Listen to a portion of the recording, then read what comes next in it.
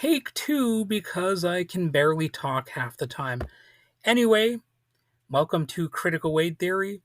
Today we're going to be looking at a question that's haunted people for centuries. What makes a monster? And this is partly in conjunction with my recent show within a show where I look at movie monsters, not to be confused with my other show within a show, which highlights cryptids. And that's technically separate from movie monsters a little bit, although there could be some crossover. But I also want to just ask that general question: what makes a monster or a compelling monster? And not just the kind that lurks in shadows or creeps through haunted castles, but the deeper, more unsettling monsters that live in our myths, our minds, and maybe even ourselves.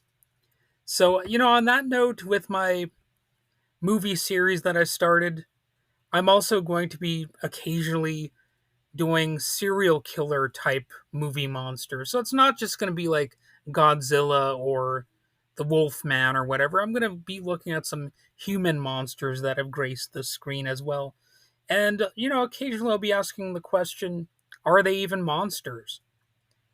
And that's really one of the really captivating questions involving horror. Is it really the monster that we think it is, or is it something else that we're seeing on the screen? And I'm looking at two sharply different but strangely aligned conceptions of the monster. And this is going to be framed in a somewhat unusual way. I'm going to be using some distinct hypothetical authors. They're fictional, I'm making them up, but we'll break down these two different concepts of what a monster can be, these two sort of generic criteria, and then bring them together to see where they clash and where they eerily overlap. So, author A, let's just call him author A or her, author A would see the monsters as the unnatural. For them, a monster is a being that violates the natural order, an entity that defies logic, science, and human understanding. Think Frankenstein's creature, perhaps, Dracula, or Grendel from Beowulf. They don't just frighten, they confuse people. They challenge our basic assumptions about what should exist. I suppose cryptids could be on this, or fearsome critters that I've talked about in my series on cryptids, superstitions, myths, creepy creatures, that sort of thing. They would probably pretty typically fall under this category, and author A would see monsters as more than just freaks of nature. They're also symbols. Specifically, they symbolize society's deepest anxieties about death, decay, disease, and disorder. They're like walking, growling metaphors for everything we can't control or explain. And because of that, these monsters are usually outsiders, solitary, maybe banished, watching us from the edges of civilization, daring us to acknowledge what we'd rather not face. In short, for hypothetical author A, monsters are a mirror, not of who we are, but of what we fear becoming. Yet they're fantastical, so we can sort of enjoy them from a bit of a distance, right?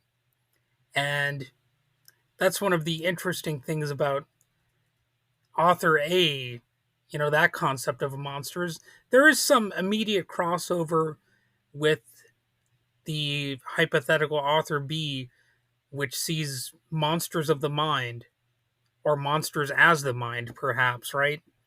So, hypothetical author B takes a very different route, yet similar at the same time. For them, monsters aren't outside us, they're sort of inside. And their version of the monster is even more metaphorical, psychological, less about the supernatural, and more about the subconscious. In this view, the monster is born from the human mind itself, specifically from the parts we repress, the dark urges, the instincts we pretend we don't have. The monster then is the id unleashed. Think Norman Bates in Psycho, or perhaps Jack Torrance in The Shining, figures whose horrors come not from magic or myth, but more from mental breakdown. Of course, in some stories like The Shining, it's really a convergence of the two, because that is a psychological story, but it's also supernatural. So it's not like they're totally divided into different camps. There can absolutely be some crossover, and that's kind of what makes this interesting. Is as much as I'm sort of neatly trying to separate these things out, you always find some stories where the two different ideas merge. So for author B, monsters aren't necessarily breaking natural laws, they're breaking mental and emotional ones. They don't just haunt, they speak, sometimes saying the things we're afraid to admit to ourselves. Their monsters are not apolitical either. They're shaped more by culture, history, trauma. They're about us, but not the us we put in our Instagram bios, or whatever, on our resumes. The other us, the one that we hide, is really this type of monster. I guess you could say the compartmentalized evil, like that a serial killer might have, or the split personality, if you want to get into that sort of trope, or like the I what's the name of that? Boy, I can't even think of it. Jekyll and Hyde. There we go. The Jekyll and the Hyde thing, or the yin and the yang, I suppose, would be another aspect of it. So these monsters can sometimes meet, like I suggested. That's where it can get even more interesting, I think.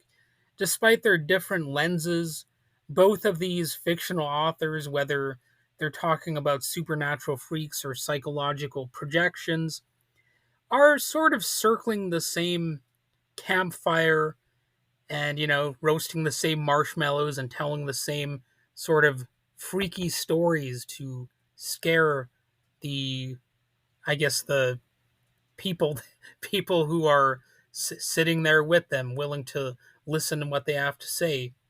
Both authors agree that monsters reflect fear. Whether that fear is societal or personal doesn't really matter. They both recognize that monsters are fear made into flesh. Or I suppose if they are more spectral, I guess they technically might not have flesh. Maybe they have ectoplasm. I don't know.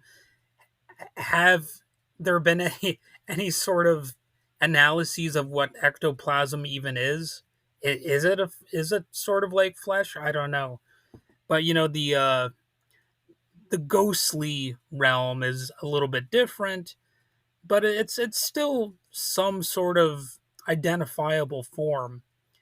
But there are also some movies where, for the most part, the villain is invisible, and that would be another interesting dynamic. The movie It Follows is like that, or to some degree, The Invisible Man even obviously hints at that. The sort of almost prankster type of monster, you could say. So, in both views from these hypothetical authors, monsters can cross lines. For author A, it's the line between nature and the unnatural. For author B, it's more about the line between sanity and madness. Either way, monsters break rules, and that's what makes them dangerous. So, when it comes to society, I'm going to get a little bit political here, I guess. They will treat rule breakers at times as if they are inherently dangerous, or people who try to shift narratives about how society should function. They will exaggerate sometimes how dangerous they are. And to complicate things, sometimes people who shift narratives are dangerous and not in a good way. So, there's a little bit of a confusion that can result from trying to study the uh, the way that society casts people as monsters, because sometimes the mainstream of society might be right. Other times they can be ridiculously and tragically incorrect and treat people as monsters who actually were not monsters. And I'll let you figure out what that could be talking about, really. I'm just kind of casting a wide net with this analogy.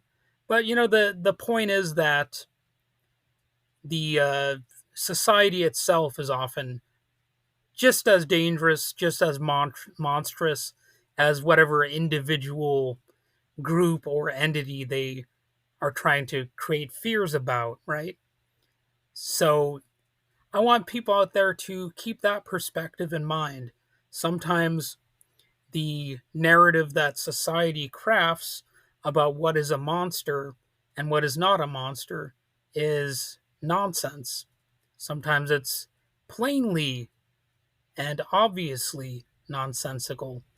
And I think a lot of the best movies, whether it's horror or some other genres, and I guess stories in general, really make us call into question society's judgment on things too, at least a little bit. So when it comes to a lot of monsters, they're in isolation, and that might be part of what led them to their transgressions against society, and they often induce fear. They're loners. Frankenstein's creature wanders alone. I am planning to read that book, by the way, for the first time, because I have been told that Frankenstein's monster in the book is quite different from how typically it's portrayed on the screen. And Norman Bates, of course, would also be a loner.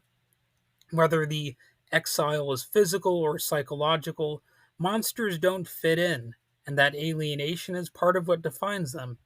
So that's that's why, you know, sometimes I refer to myself as if I'm a space alien, because I sometimes feel isolated from society because I don't really blend in with a lot of what I consider to be the stupid nature of life. I guess it's not just like an anti people thing. It's not just people bashing, but I'm a little bit of a philosopher when it comes to the the way that life sort of tramples people down and drags us through the mud. And the way I see it, the if I could get away with being a hermit in the hills, maybe I would, But I still haven't got my hermit's license, my hermit permit. So I haven't quite totally gone in that direction yet. But I too understand the virtues of isolation, and not just because of the COVID pandemic of a few years back. There's also, of course, symbolism as far as monsters go. No surprise here. Both of the hypothetical authors that I'm talking about would use monsters as tools to explore bigger themes. For A, they represent societal fears. For B, personal demons, perhaps. But either way, they're never just monsters, right? Well, if they're interesting at all. Usually, the best monsters in any story will be a little bit more complex. They won't be so one dimensional. And I suppose if they are one dimensional, usually the story that surrounds them is a little bit more complex, and the protagonists have to deal with special issues that the monsters will embody and create in that particular universe. And on that note, there's an element of unpredictability in a lot of monsters. They don't behave most of the time. They usually don't follow patterns. In fact, when monsters become less scary, it's largely because we understand and can predict their patterns, like the Nightmare on Elm Street franchise. Really, one of my favorite horror franchises, if not my favorite one.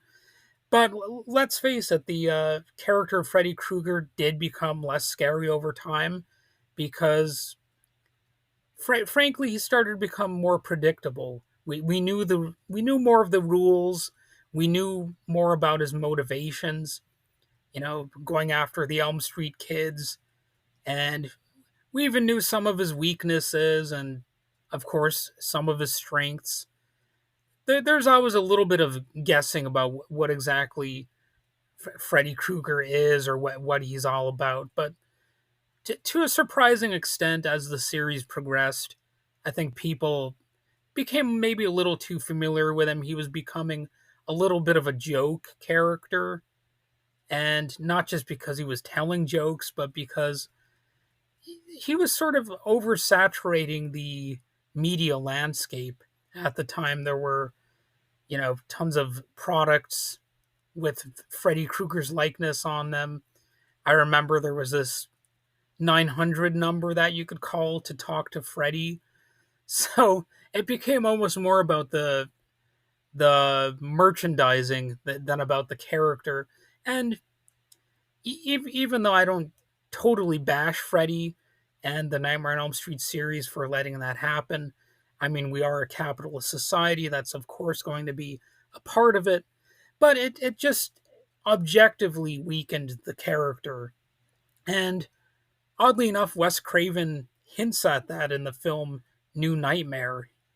That's largely about how people became comfortable enough with Freddy that, I guess it was becoming less of a scary thing for the world, a less scary character.